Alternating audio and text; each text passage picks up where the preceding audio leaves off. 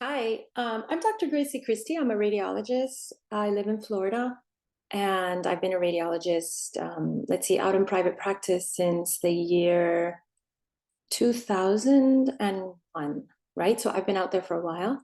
I'm married to a doctor, also a radiologist.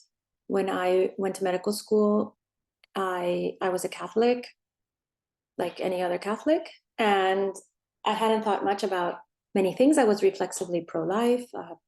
I understood marriage to be a man and a woman, and that sex was unalterable due to our DNA. I knew all these things.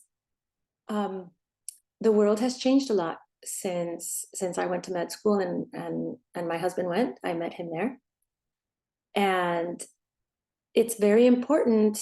I feel it's very important for me to communicate with younger people who are in the beginning stages to understand just how far our profession has fallen away from the original premises that Western medicine is based on. And of course, the original premise is Hippocratic medicine, which has a whole list of ethics and responsibilities and duties of the physician, which include things like not killing your patients, not killing anybody your patient wants you to kill, right? Um, and always treating everybody with the same respect, no matter where they are in the social ladder. That's the way I learned medicine. And that's not the way people are learning medicine now, because medicine has been invaded by all the same cultural lies and misunderstandings and the lack of knowledge about true human anthropology. What is a human being? A human being is I don't even need to say in this context that we are children of God, which we are. We all believe that. We all know that. But it's not even necessary to say that in a medical context, because even the simplest things that are true on a factual and scientific level, even those things have been rejected. Of course, the first rejection is the rejection of God, right? So God is rejected, and when you reject God, is what you're really doing is rejecting any kind of transcendent um, transcendent universal understanding of what's good and what's beautiful and what's true. So that is when you reject God, you go into the realm of moral relativism.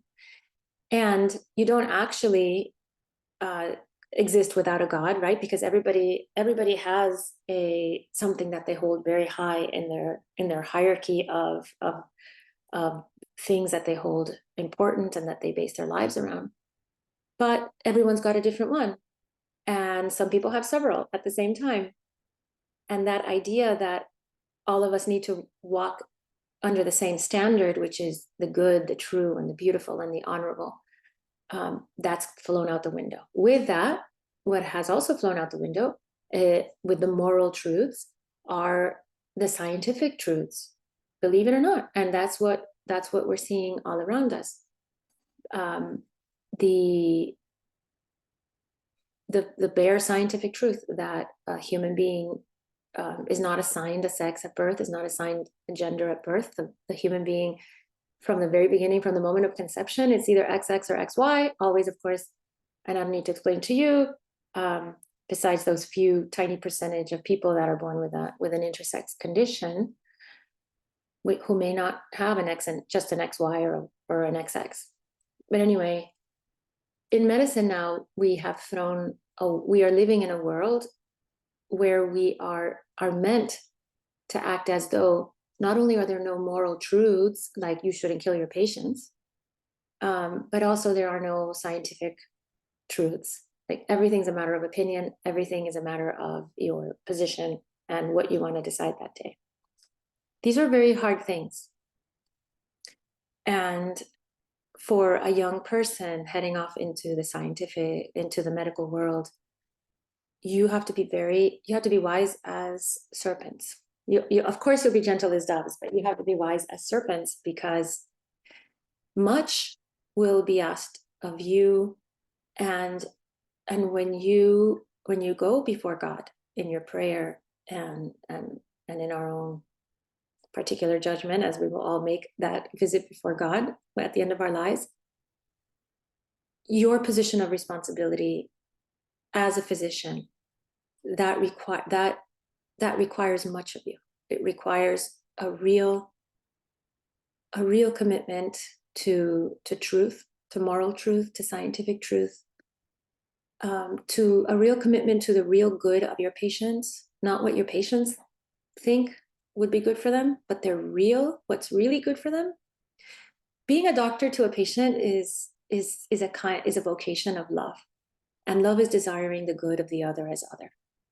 It's not Love is not being a vending machine. When they pull lever 3, you deliver Cheetos, and when they pull lever 4, you deliver Pop-Tarts. We are not vending machines. We are meant to love our patients, and love is willing the good of the other as other. So with that, I wish you good luck, and I pray every day. I pray for young medical students. I know a couple.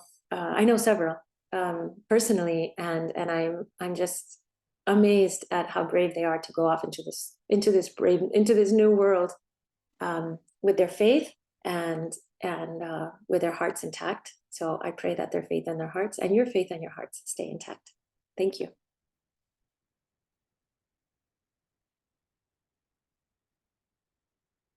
I'm trying to hit stop recording.